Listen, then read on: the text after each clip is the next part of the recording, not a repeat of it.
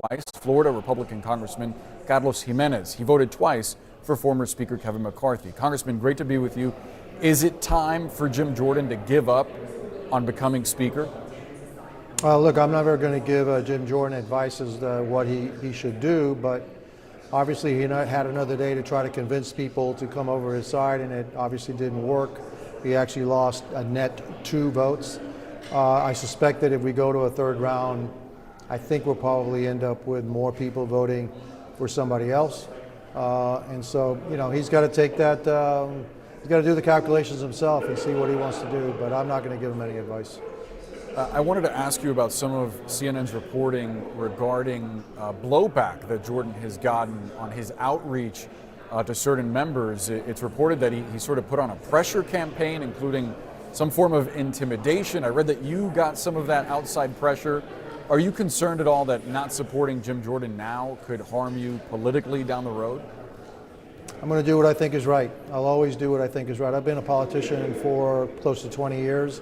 I've actually held positions which are represented many more people than I represent right now. I was the mayor of Miami-Dade County, represented 2.8 million people, got elected 3 times, twice as commissioner, and so no, I don't succumb to pressure. I do what I think is right, and you know what?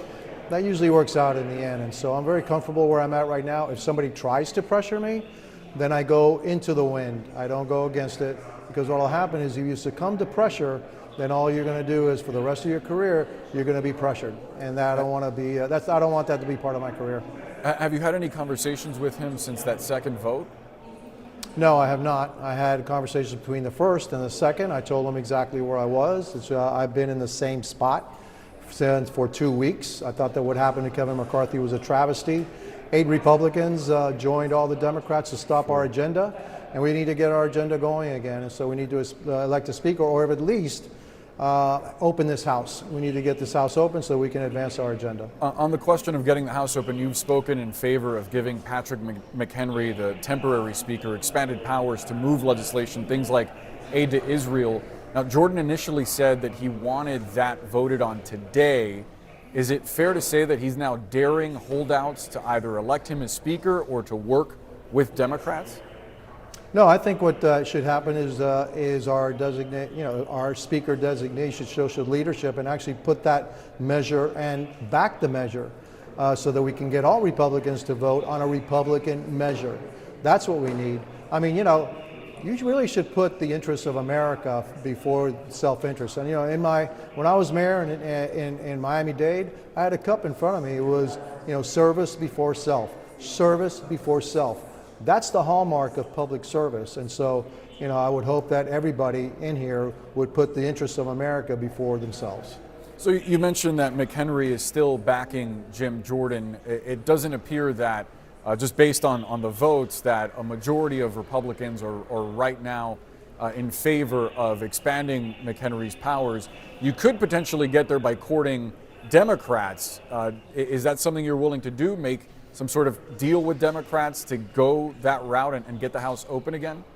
Now, I want our leader right now, our speaker designee, to make that move. I think he needs to put that forward so that it's a clear signal that that's what he wants to do. If he wants to continue this fight, I guess, to become the speaker and then hold up America's business, that tells me something about Jim Jordan also.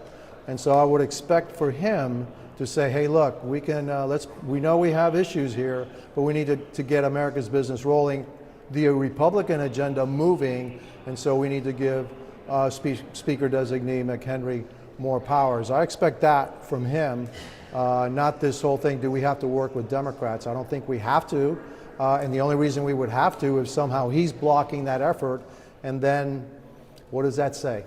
The numbers for something like that to move forward right now are tenuous, to say the least. Congressman, while we have you, I want to get your reaction to something that was unfolding near where you are right now. This is an office, a House office not far from the actual Capitol building. There are protesters gathered there. Some of them, we understand, have been arrested. From our Gabe Cohen, who was reporting on the scene previously, this was a Jewish group that was in favor of a ceasefire between Israel and Hamas. What's your reaction to seeing this demonstration? Look, it's America. That's what's great about America. You know, we allow for demonstrations, we allow for differences of opinion as long as it's peaceful.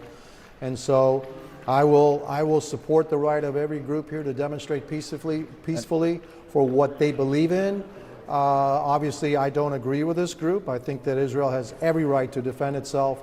Look, if Israel allows Hamas to exist and they're just going to degrade their capabilities, Hamas will rearm and Israel will have this happen to them again.